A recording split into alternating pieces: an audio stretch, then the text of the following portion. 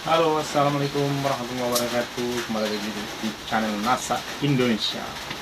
Oke guys, kali ini kita akan sharing atau ngasih info tentang bagaimana cara merontokkan lumut di kolam terpal ataupun kolam beton. Nah, lumut ini sering menjadi masalah ketika teman-teman atau saya sendirilah yang memelihara ikan misalnya, atau teman-teman juga itu banyak sekali tumbuh lumut di sekitaran kolam, di dinding-dinding kolam terpal maupun beton. Nah, nantinya akan berpengaruh kepada kesehatan dan berlangsungan hidup ikan di kolam. Oke, sebelum kita lanjut jangan lupa klik tombol subscribe gratis dan like, share, komen. Jika ada pertanyaan silahkan komen di bawah. Terima kasih. Kebanyakan kolam-kolam terpal atau beton itu biasanya itu tumbuh lumut di sekitaran kolam. Jadi itu sangat masalah ya untuk terkena. Nah, nantinya lumut-lumut itu akan berpengaruh ke ikannya. Nah, ada beragam produk yang beredar di pasaran, tapi saya mungkin ada yang belum coba juga, saya juga belum mencoba, tapi saya sudah pakai yang produk dari kita itu. Nah, itu setelah dipakai 1 minggu ampuh sekali untuk merontokkan atau menahan atau mematikan perkembangbiakan lumut-lumut di sekitar kolam. Jadi biasanya itu lumut-lumutnya tidak akan berkembang, mungkin ada bakteri-bakteri yang membunuhnya gitu ya, tapi sehat untuk air kolam ikannya. Nah, sehingga sangat baiklah untuk pertumbuhan ikan. Nah, biasanya lumut-lumut itu penuh di sekitaran kolam, terus amonia, tai-tai ikan itu, kotoran-kotoran ikan itu atau sisa-sisa pakan itu akan muncul ke permukaan. Nah, itu biasanya kalau tidak dikasih dengan probiotik ataupun pupuk yang baik untuk airnya, itu akan merusak ekosistem di kolam ataupun akan mengganggu pertumbuhan ikannya. Jika kita tangani dengan baik, maka hasilnya akan bagus. Air kolamnya sehat, ikannya sehat, dan pertumbuhan tidak terganggu, serta membunuh bakteri-bakteri yang tidak baik di dalam kolam. Oke guys, ini kolam terpal yang saya pakai khusus buat uji coba itu. Nah, di sini kan kemarin itu lumut-lumutnya hijau banget. Nah, sekarang sudah mulai berubah. Oke, nah sini bisa kita lihat ada nah ini muncul ke permukaan ini. Nah, ini muncul ke permukaan sisa-sisa pakan ataupun lumut di dasar kolam itu akan terbantu untuk teruraikan. Kalau ini untuk ikan gurami ya, biasanya kalau untuk ikan lele ataupun ikan nila. Nah, kalau untuk lele biasanya itu dia hancur, terurai bersama pakan, bersama kotoran. Nah, biasanya kondisi airnya sehat. Kalau ini kan kondisi airnya juga sehat nih. Nah, tapi dia bening, sehat. Sengaja saya kasih aerasi untuk bantu oksigen biar lebih banyak di dalam air dan airnya lebih makin sehat. Ini saya kasih kiambang ini.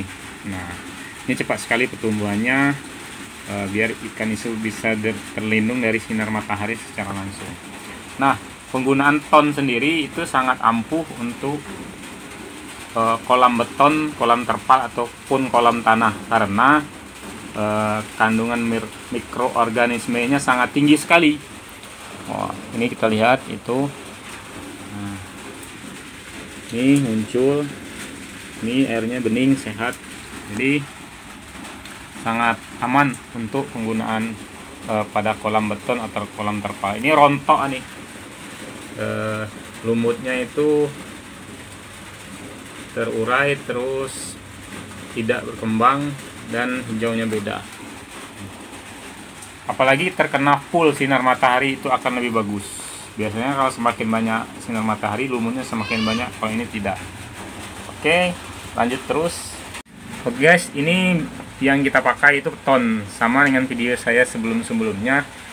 Ini untuk dosisnya setiap kolam beda-beda sesuai dengan ukuran masing-masing kolam. Nah, untuk cara pakainya itu biasa sesuaikan dengan banyaknya luasan jumlah kolam. Ini bisa untuk terpal, beton maupun tanah, ampuh sekali. Oke, untuk kolam ukuran luas 1 hektar itu bisa pakai 3 kilo sampai 6 kilo ton ini. Nah, penaburannya itu sebelum diisi air atau dibajak lah istilahnya, itu kolam tanahnya. Kalau untuk kolam beton ataupun kalau kolam dan kolam terpal itu sebelum tebar ikan itu silahkan dikasih 1 minggu biar dia tumbuh pakan alaminya dan bisa untuk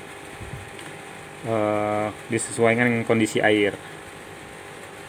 Nah, setelah berkala itu silahkan dipakai dalam 2 minggu atau 1 bulan sekali, disesuaikan dengan tingkat bau air. Jadi Anda itu bisa disesuaikan, jangan diberikan secara tidak berkala ya, maksudnya 1 kali pemberian jangan, tapi harus rutin. Ingat, setiap pergantian air baru pada kolam terpal, kolam tanah dan kolam beton itu perlu Anda taburkan garam.